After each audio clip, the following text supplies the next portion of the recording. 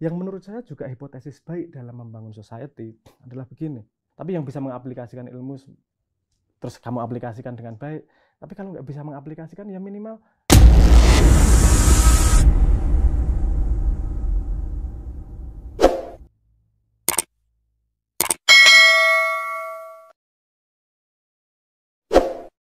dan mungkin dalam konteks di simbolik ini ada diskusi anonim ya Mas ya. ya. Nah itu mungkin bisa dijelaskan bagaimana kalau saya sendiri tertarik ya Mas, bagaimana diskusi anonim ini kemudian membawa narasi-narasi tersebut atau mengintegrasikan tadi ada nilai-nilai yang kita bahas, kemanusiaan, sains ya, teknologi dan agama itu sendiri ke dalam satu wadah yang mungkin kira-kira Mas Abrang sendiri pernah nggak menemukan kerumitan atau bagaimana kemudian kita menganalisis hal tersebut kalau dalam konteks diskusi di anonim, dan mungkin teman-teman pengen lebih tahu, lebih dalam ya, tahu tentang bagaimana sih diskusi anonim itu sendiri konsepnya. Saya unpack sedikit ya. Ini kalau di simbolik itu ada 3 aspek, 2 yang sudah dibangun.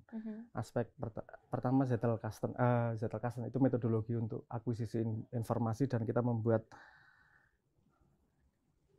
ini, mohon kata-kata pendek ini jangan gampang dijudge, karena mesti digali. Masih digali teman-teman. Tapi nggak harus sekarang ini karena kompleks ini juga.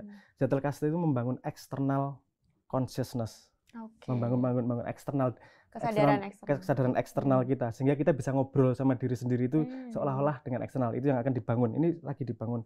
Makanya saya ngomong simbolik belum lengkap itu, karena ini masih proses dibangun. Yang kedua adalah ada interface. Kita nyebutnya sebagai interface. Sekarang masih namanya interface, entah namanya. Interface adalah seperti sosial media biasa. Jadi ketahuan siapa orangnya, ngomong apa ketahuan. Parameter yang ditulis yang didapatkan adalah like. Jadi mendapatkan popularitas juga di situ. Kita tidak anti popularitas kok. Cuman proporsional gitu aja. Terus satu lagi yang disebut sebagai public space. Kalau di interface itu follow-nya follow orang. Kalau di public space itu follow-nya follow ruang kajian. Yang kamu tertarik apa sih? Pertanian, perikanan, psikologi, terserah kamu follow ruang kajian. Nah, yang anonim itu adalah diskusi di public space, di ruang kajian.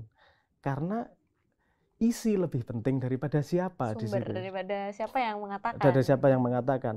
Tapi jangan ada kekhawatiran begini, loh ngawur loh nanti kalau kalau anonim gitu. Kita sudah memikirkan itu, jalan keluar kita adalah begini. Fungsi identitas itu apa sih? Fungsi identitas menurut kita, menurut analisis kita, fungsi identitas adalah tempat menampung kredensial apa yang kita lakukan. Jadi si A ini seneng maling. Si A ini nggak bisa dipercaya. Itu karena kejadian sehari-hari dikonek dengan identitas. Jadi yang dibutuhkan adalah suatu alat penampung dari perilaku yang banyak dia lakukan. Nah, gitu. Dan ada konklusi siapa dia di sana. Dan itu nempel di dia. Nah, di public space, walaupun anonim, tapi penilaian di situ itu nempel di identitas aslinya. Jadi kamu ngawur itu ya nggak masalah. Poinmu akan turun dan kamu akan tidak dipercaya ketika kamu muncul dengan identitas aslimu. Jadi kamu anonim ketika diskusi, tapi apa yang kau lakukan diskusi itu nempel di identitas aslimu. Kenapa penting anonim ini? Itu tadi problem kita, generasi tua sama generasi muda sama-sama masuk nih di dunia yang baru nih. Jadi saya nggak pengen ada bias personal, bias subjek. Ayo kita objektif aja lah. Betul. Jadi ketahuan ya Mas. Jadi kayak imbang lah. Kita tadi udah ada yang masuk ke benar-benar ranahnya person gitu, dan di dalam anonim ini kita masuk ke yang sifatnya abstrak ya. Bagaimana kemudian siapapun itu, mau kakek saya, mau yang membuat statement dan lain sebagainya. Dan dikritik bareng-bareng di public review. Karena salah satu poin yang luar biasa dari sains adalah kemauan untuk, dari mekanisme sains ya, kemauan untuk public review. Kamu punya gagasan, di review bareng-bareng gitu. Yang review, nggak ketahuan siapa. Dan gini, efek yang menarik di simbolik ketika kita melakukan beta ini, dia di ruang kajian A bisa ribut nggak karuan, di ruang kajian yang lain tiba-tiba jadi teman tanpa tahu satu sama lain, karena bukan orangnya nih, gagasannya. Dan anonim di sini agak parah nih di simbolik. Anonim itu nggak nempel, kamu anonimnya misalnya kuda hitam, terus di mana-mana kuda hitam, nggak seperti itu. Di simbolik itu anonim hanya ada dia hanya konsisten di satu thread. Ketika ganti thread, beda lagi. Ganti. Tapi dia di satu thread itu konsisten. Nah, ini juga ada efek yang menarik gini. Orang jadi nggak malu untuk belajar. That's it. Bertanya jadi nggak malu karena tidak merasa saya bodoh nanya ini. Takut salah, takut nanti dibully gitu kalau takut dibully. Nanya aja. Orang nggak tahu juga kamu siapa kok. Nah, itu efek dalam tanda petik efek positif. Lah dari anonim. Saya seorang profesor menanyai seorang anak SMA gitu. Bisa saja. Sangat mungkin karena nggak ketahuan di sini. Itu tadi yang motret sederhana, khawatirnya gini, kalau anonim bisa ngawur loh. Ngawurmu di public space itu berefek panjang. Karena ngawurmu dengan kamu di poin jelek sama yang lain, itu nempel di identitasmu. Omonganmu berikutnya tidak akan dipercaya oleh yang lain. Tapi ketika di anonim, diskusi anonim ini tidak akan nempel, misalnya karena memang namanya tidak nempel, tapi poinnya nempel. Poinnya nempel di situ. Jadi kalau kadang ngelihat obrolan orang yang namanya nggak tahu siapa, tapi bisa ketahuan, ini bintangnya ini kelas 3 bintang 2 ini di psikologi. Jadi cukup ahli dia di psikologi. Nah, urusan kurasi itu tadi, membantu urusan kurasi itu tadi. Jadi bisa otomatis ada penilaian publik ya di sana berdasarkan gagasan. Jadi meskipun kamu seorang anak SMA kelas 2, tapi gagasanmu memang berdasarkan teori yang berlandaskan yang bagus gitu ya. Ya itu kamu akan mendapat apresiasi publik dan pengakuan publik. Penilaiannya pun juga berbeda dengan sosmed lain. Karena penilaian yang poinnya tinggi itu jadi hitung lebih berat daripada yang poinnya rendah. Kalau kamu ngisruh terus poinmu rendah, kamu mau ngasih nilai yang lain juga efeknya kecil. Kamu bisa pakai buzzer 1000, jelekin satu orang, sama ahli 3 ngomong itu bagus, bisa menang ahli 3-nya. Karena di sini bukan one man one vote di public space itu. Kalau di interface one man one vote. Kalau di public space itu bobot. Orangnya, expertise di bidang itu kita implementasikan dan dinilai ya. Dinilai juga. Diakumulasi juga dan dalam penilaian proses. Memang public review nih, tapi penilaian seorang profesor yang poinnya tinggi itu nilainya lebih dihargai daripada anak yang nggak belajar apa-apa di bidang itu kan. Menarik. Dan di sini mungkin tadi ya Mas Sabrina juga menggarisbawahi bagaimana kreativitas dan inovasi atau kreativitas dan teknologi. Yang ini mungkin ketika teman-teman mungkin akrab ya dengan nama design thinking ya. Bagaimana tadi ketika kita coba review adanya kita berawal dari konteks permasalahan ya, konteks problem yang ada di realita, kemudian ada nilai-nilai yang memang kita satukan ya, ada kemanusiaan, teknologi dan juga ada agama juga. Nah mungkin di menuju akhir nih Mas Abrang nih, mungkin teman-teman mungkin sangat penasaran ya dengan bagaimana kelanjutan atau diskusi ini lebih dalam, namun kita akan coba kerucutkan bagaimana dari perspektif agama ya, kita melihat Mas Abrang tadi kan sudah melihat filosofi landasan agama. Nah, ketika Mas Abrang melihat pemuda, melihat konteks pemuda dengan kapasitas spiritualitasnya saat ini gitu, yang memang bisa kita lihat bersama, bagaimana kemudian kita bersikap untuk lebih memperjuangkan ini secara bersama-sama, karena mungkin ada pesimisme ya di masyarakat kita saat ini ketika melihat anak muda saat ini jauh dari nilai spiritualitas, jauh dari nilai ABC, padahal tadi kita sudah bersepakat bahwa dua nilai tersebut bisa kita satukan, bisa kita secara stimulan ya bekerja bersama gitu. Bisa komplementer, nggak harus substitutif, bisa sangat saling melengkapi. Dan saya sendiri sih nggak paham yang menabrakkan itu. Kalau sains nggak boleh agama nggak boleh sains. Orang yang sangat beragama kemudian menjadi ateis ya ada. Kemudian ada salah satu ilmuwan besar, ya salah satu yang memimpin proyek genom itu, yang dari kecil sangat nggak peduli agama, tapi tuanya kemudian masuk agama dengan argumentasi sainsnya juga ada. Jadi macam-macam. Menurut saya sih nggak senang ngejudge perjalanan siapapun ya. Itu monggo perjalanan Anda yang ngasih hidup bukan saya. Sesama siswa tidak bisa mengisi rapot teman. Sebenarnya gitu. Biar Tuhan aja yang penting outputnya gimana nih, kita saling membantu. Nah, sebenarnya di simbolik ini kalau ngomong pada konsep nyambung sama konsep agamanya, yang menurut saya juga hipotesis baik dalam membangun society adalah begini. Agama hadis kalau nggak salah mengatakan bahwa sebaik-baiknya orang adalah orang yang bermanfaat untuk orang lain. Istiqomah khairat. berlomba dalam kebaikan, berlomba dalam kebaikan. Sebaik-baiknya ada orang yang bermanfaat, bermanfaat untuk orang lain. Bermanfaat tuh gimana sih? Definisinya. Ada yang dengan ngasih sedekah, ada yang membantu dengan waktunya, ada yang membantu dengan keringatnya. Saya di Simbolik pengen mengimplementasikan ini. Kamu bermanfaat dengan membagi perspektifmu. Karena kalau membagi ilmu, membagi perspektif, itu kamu nggak kekurangan apa-apa. Kalau kamu ngasih duit 1.000, duitmu hilang 1.000. Kalau ngasih ilmu, kamu nggak berkurang apa-apa loh. Jariah ya malah justru malah jadi jariah. Saya pengen, mimpi saya sebenarnya adalah bagaimana kalau orang pengen bermanfaat untuk orang lain, itu caranya sangat mudah. Gimana caranya? Pegang satu ruang kajian yang kamu sangat cintai. Entah itu ruang kajian mancing, ruang kajian sepeda, ruang kajian kebatinan, ruang kajian perdukunan, urusanmu. Karena setiap orang punya interestnya masing-masing. Ya. Tapi kamu pegangin bener-bener itu sebagai jariahku. Pokoknya kalau ada orang yang nanya di situ, saya menjawab. Kalau saya ada orang yang pengen tahu, saya bagi perspektif. Dan jangan gini juga, jangan merasa bahwa kamu nggak ahli. Terus saya nggak ahli, saya nggak jawab. Nah itu masalah tuh Mas, kadang banyak yang ragu-ragu. Karena yang dibutuhkan karena yang lebih penting daripada keahlian adalah perspektif.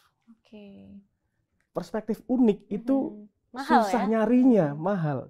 Saya sangat menghargai. Misalnya ada di ruang kajian pertanian, kapan itu ada ruang kajian pertanian, diskusinya lebih ke arah praktis ya. Ngurusi ini ada banyak tikus di tempat saya, gimana cara ngilanginnya? Ini ada 5 teori yang menyenangkan. Dari teori yang dikasih pestisida, ada yang teori dikasih paku bertuliskan doa-doa di pojokan. Saya melihat itu indah. Saya melihat itu indah karena urusannya utilitarian nih. Mana yang paling kepake? Orangnya mau pakai yang mana terserah. Dan ini kan nggak bisa ngomong ini lebih valid dari ini, lebih berpengetahuan dari ini. Ini kan yang bisa kita lihat di situ adalah perspektif. Kadang-kadang perspektif itu amat sangat berharga. Karena kita hidup cuma punya satu perspektif nih. Ketika kita mendapat perspektif yang berbeda, entah kita sudah pernah tahu ataukah belum pernah tahu, itu akan menambah khasanah kita. Jadi berbagi di Simbolik bukan hanya urusan expertise, tapi urusan kemauan untuk membagi perspektif. Itu juga. Bagaimana ada willingness ya, bagaimana kemudian mau berbagi atau tidak? Berbagi atau tidak. Dan ada bagaimana kita menumbuhkan juga kepuasan ya, karena mungkin banyak orang yang ketika kita melihat konteks sekarang ya Mas Abrang, banyak orang yang bekerja keras setiap hari, berangkat pagi pulang malam dan sebagainya, tapi mereka tidak merasa puas, tidak ada apa istilahnya kepuasan batin ya yang mungkin mereka rasa gitu. Saya bayangkan gini, misalnya ada orang bekerjanya marketing dari pagi sampai sore selama 5 tahun. Itu kan ilmunya luar biasa. Itu ilmunya luar biasa. Kamu spend waktu menjawab 2 pertanyaan di ruang kajian marketing untuk anak-anak baru nih.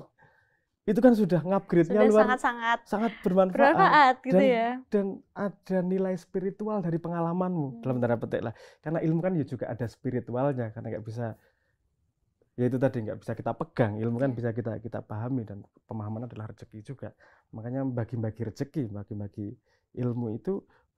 Dan kamu nggak kehilangan apa-apa, yang mau adalah kemauan. Bayangan saya, imajinasinya, orang yang cinta ilmu atau menjalani sebuah profesi yang dia sudah punya pengalaman banyak, menyediakan waktunya menjawab 3 pertanyaan di ruang kajian yang memang dia expert, itu akan sangat membantu luar biasa banyak orang. Bagi mereka pun sangat mudah ya, dan bagi mereka sangat mudah dan sangat expert dalam hal itu. Efektif nih ruang pembelajaran publiknya. Mimpinya seperti itu. Kalau para orang tua mau rendah hati sedikit untuk bisa membagi ya. Dan mungkin orang-orang yang tadi masih bergelut bekerja keras untuk dirinya sendiri, bagaimana kita ubah pandangan tersebut menjadi bekerja keras tapi kamu juga bermanfaat buat orang lain. Jadi kerja keras mencari ilmumu itu kemudian akan tersebar secara ini bisa di-unpack berbahaya nih. Orang bekerja keras agar bermanfaat buat orang lain. Nanti itu bisa berbahaya karena orang bekerja keras pasti bermanfaat orang lain, minimal keluarganya. Dia pasti bermanfaat untuk orang lain, minimal keluarganya. Okay. Yang kita coba harapkan adalah nggak cuma buat keluargamu manfaatnya, tapi buat generasi yang lain dan lebih luas. Karena itu nanti akan jariah insya Allah lah. Kalau semua orang punya naluri, semangat untuk ya, berbagi seperti itu, kita akan punya society yang altruis nih. Altruis. Nah itu tidak hanya hidup untuk dirimu sendiri, tapi untuk orang lain, dan memang sifatnya itu sustainable gitu ya. Ketika orang-orang bilang sustainable, inilah yang konteks yang sangat-sangat eternal gitu, dan sustainable seperti itu. Dan mungkin ya, karena kita sudah sampai di penghujung diskusi ya mungkin teman-teman, kita ingin mengetahui nih pesan-pesan apa dari Mas Abrang untuk teman-teman pemuda khususnya ya, bagaimana kemudian kita mengintegrasikan ilmu tadi yang kita punya, karena kan pemuda sekarang juga haus ilmu ya, cuma dalam aplikasinya mungkin masih ya butuh wadah ya, seperti tadi oleh teman-teman Simbolik. Bagaimana pesan Mas Abrang untuk memperjuangkan atau memanjang umurkan ilmu pengetahuan yang kita kontekskan juga dalam agama, yang mana ilmu ini dapat menjadi amal jariyah, kebaikan yang tidak putus-putusnya bagi si pelaku, dan juga kebaikan manfaat yang tidak ada putus-putusnya hingga generasi belakang, hingga ke generasi ke depan. Nah, bagaimana pesan Mas Abrang untuk generasi muda saat ini? Generasi sekarang tadi kalau definisinya haus akan ilmu ya. Menurut saya sangat baik mengumpulkan ilmu, terus untuk bermanfaat kan banyak levelnya. Bisa mengaplikasikan ilmu tersebut atau membagi ilmu tersebut, itu kan sama-sama aplikasi itu. Jadi menurut saya natural aja. Kamu kalau lagi seneng ngumpulin ilmu, kumpulin ilmu. Kegiatan berbagi itu akan kemudian, kalau sepemahaman saya, semakin kita berbagi ilmu, itu semakin banyak yang balik ilmunya. Jadi justru bertambah. Matematika ilmu itu berbeda ya. Kalau matematika rezeki kan ya keluar 5.000 minus 5.000 di sini. Kalau ilmu tuh nambah terus ya. Saya bagi ilmu, probabilitas saya nambah juga meningkat. Jadi mengkonversi ilmu menjadi manfaat, saya harap dengan Simbolik itu bisa jadi lebih rendah thresholdnya. Kamu punya ilmu sendiri dan punya ilmu sedikit misalnya, tapi punya perspektif, kamu udah bisa bermanfaat.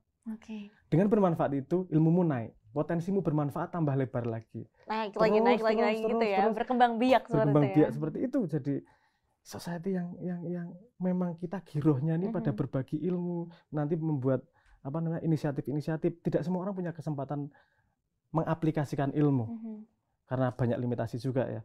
Tapi yang bisa mengaplikasikan ilmu, terus kamu aplikasikan dengan baik. Tapi kalau nggak bisa mengaplikasikan, ya bukan minimal sih. Itu eksplorasi di bidang yang lain. Kamu perdalam ilmu itu, membagi ilmu itu sebanyak mungkin orang. Mungkin kalau kamu nggak bisa mengaplikasikan, siapa tahu satu muridmu yang kamu ajar itu bisa mengaplikasikan. Kamu jadi punya investment di situ untuk jariahnya. Nah ini satu nggak enak mau ngomong, tapi saya pengen gini, dengan Simbolik, dengan naluri yang hanya mau berbagi, menjaga satu ilmu, kita sama-sama saling menjamin surga kita. Dalam tanda petik pengennya kan gitu. Ya dengan mudah, dengan 15 menit, dengan cinta sama ilmu. Kalau ilmu kan tidak seberat harus sedekah toh. Kalau sedekah ya sedekah saya yang butuh sedekah ya kan gitu. Tapi kalau perspektif semua orang kan punya yang bisa dibagi tanpa mengurangi yang kamu miliki. Justru bertambah ya. Dalam ruang dialektika tersebut kita membagi dan ada feedback juga gitu ya. Walaupun kadang feedbacknya kita nggak seneng. Tapi feedback nggak seneng itu kalau kita anonim kan kita nggak terpojokkan ya. Nggak maksudnya harusnya nggak terluka anonim, nggak anonim juga. Tapi punya kesempatan untuk ada perspektif gini ya, siapa tahu saya yang salah juga. Jadi belajar bercermin dari orang lain juga. Gitu kan, ya. Oh iya ya, ada gini. Ada sudut pandang gini. Semakin orang luas pengetahuannya, semakin moderat dan semakin kita bisa bergandengan sebagai society yang altruis. Luar biasa. Harapannya gitu. Dan kerja-kerja kita di mungkin selama hidup gitu ya di duniawi ini tidak hanya kita kontekskan pada nilai-nilai yang sifatnya duniawi saja gitu, melainkan nilai-nilai duniawi yang ilmu pengetahuan dan sebagainya itu bisa kita kontekskan dalam nilai-nilai keagamaan yang abadi sebenarnya. Kan kalau tadi konteksnya agama adalah pada perang yang pada Infinite Games. Jadi kan kalau melihat pertumbuhan manusia itu sebenarnya kan melewati limitasinya. Revolusi industri melewati limitasi kekuatan organik menjadi kekuatan mekanik misalnya mesin, gitu. Mesin, kekuatan mesin. Komunikasi limitasi komunikasi segini bisa jadi segini, limitasi. Jadi semua teknologi sebenarnya adalah ekstensi manusia untuk melewati limitasinya. Berbagi ilmu adalah salah satu cara melewati limitasi dari dari hidupmu. Karena ilmunya bisa hidup lebih lama daripada manusianya. Loh. Ya, jadi menurut saya itu adalah cara untuk bisa lebih sangat mendekati ideal. infinite games ini itu Bob tadi. Marley ini sebenarnya pernah bilang juga bahwa live for yourself, you will live in vain gitu. Hidup untuk dirimu, kamu hidup sia-sia, but live for others, you will live forever gitu. Kamu hidup untuk orang lain. Sebenarnya konsep itu udah di mana-mana banyak. Dulu seorang Bob Marley bicara seperti itu, dan mungkin sekaligus untuk menutup ya, mungkin tadi Mas Abrang juga sudah berpesan ya untuk teman-teman semua bahwa kita mungkin mengutip ya dari Ali bin Abi Thalib juga, bahwa beliau pernah bilang, bekerjalah untuk duniamu ya seakan kamu hidup selamanya, tapi bekerja untuk akhiratmu seakan kamu mati besok. Jadi bekerja duniawi dan akhirat harus imbang gitu ya, untuk teman-teman generasi muda saat ini yang sedang memperjuangkan ilmunya, sedang memperjuangkan mungkin kuliahnya ya Mas Abrang, karena saya tahu lah perjuangan kuliah itu mungkin bagi anak-anak sekarang agak sulit gitu ya. Nah, bagaimana ilmu tersebut bisa eternal gitu, dikontekskan pada afterlife kita, gimana Mas Abrang? Menariknya adalah begini, tadi ada itu tadi, hidup untuk duniamu seolah-olah kamu hidup selamanya, tapi hidup untuk akhiratmu. Untuk akhiratmu seolah-olah besok mati. Bagaimana kalau melakukan satu hal yang otomatis dunia dan akhirat? Itu letaknya menurut saya di ilmu memang. Karena persimpangan itu ada di ilmu yang kau miliki dan kemauan untuk membagi perspektif itu tersebut kepada yang lain. Jadi yuk akhiratmu jalan, semakin banyak ilmumu, kesempatan dunia semakin terbuka. Semakin luas ya, semakin kita juga sangat bermanfaat. Hemat lah. Karena nalurinya saya kan orang malas. Kalau bisa jalan sedikit sebanyak-banyaknya game. Sebanyak-banyaknya. Ya sambil menyelam minum air lah ya. Sambil menyelam minum air gitu. Nah, mungkin sampai di penghujung acara diskusi ini, mungkin kita agak memberikan semangat ya. Kira-kira ada slogan atau semangat apa yang mungkin kita bisa gaungkan nih Mas? Slogan dari teman-teman Simbolik apa kira-kira? Kalau 3 kata lah mungkin kita sebutkan bareng-bareng untuk teman-teman yang sedang menonton. Kalau Simbolik sendiri sekarang memakai slogannya Let's Grow, Let's Glow. Let's grow, let's glow. Ayo kita tumbuh bareng-bareng, ayo kita bersinar bareng-bareng. Oke, dan ayo kita sebutkan itu bareng-bareng ya, biar teman-teman merasa termotivasi. Let's grow, let's glow ya. Oke, 1, 2, 3. Let's grow, let's glow. Oke, terima kasih banyak Mas Abrang atas waktunya mau berdiskusi, dan inilah salah satu konteks nyata membagi ilmu kita ya. Semoga. Jadi kita sudah membagi perspektif. Kita berbagi perspektif, kita berbagi ilmu, dan berbagi surga ya. Kita saling mempersiapkan surga kita nanti, insya Allah, amin. Dan akhir kata mungkin terima kasih ya Mas Abrang. Terima kasih atas kesempatannya. Mohon maaf ya jika teman-teman, jika mungkin dari kami ada kesalahan kata dan lain sebagainya yang menyinggung perasaan dan lain sebagainya. Mungkin kami dari Mardiah Muda juga izin pamit undur diri dalam diskusi inspirasi Ahad ini. Saya Kintan Saridina Putri, biasa dipanggil Kintan, jadi kenalannya di akhir ya. Undur diri juga bersama Mas Abrang di sini. Akhir kata terima kasih. Wassalamualaikum warahmatullahi wabarakatuh.